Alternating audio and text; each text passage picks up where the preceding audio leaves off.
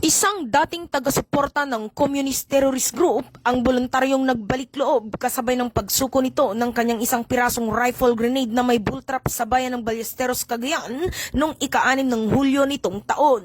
Napadali at naging ligtas ang pagsuko ni Aka Imyong, 61 taong gulang, magsasakat residente ng Ballesteros, Cagayan, sa pagtutulungan ng Composite CTG Tracker Team ng Ballesteros Police Station sa ilalim ng pangangasiwa ni Police Captain Jim I. Palatao, Officer in charge, kasamang mga tauhan ng 2nd Provincial Mobile Force Company Cagayan PPO sa ilalim ng pangangasiwa ni Police Major Jefferson Mukay, Force Commander.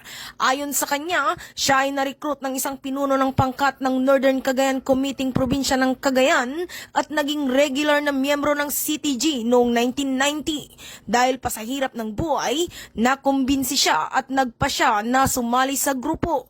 Pagkatapos ng ilang taon ay nagpa siya itong umalis at bumalik sa buhay sibilyan.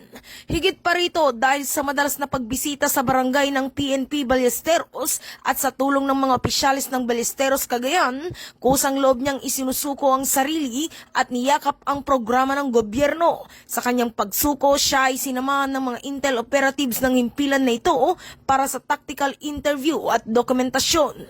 Ang matagumpay na pagsuko ay alinsunod sa programa ng pamahalaan na Retold Community Support Programs at ang EO-70 NTF-LCAC na inorganisa ng pamahalaan upang tumugon at magbigay ng kamalayan sa patuloy na pag-iimagsik ng komunista sa ating bansa.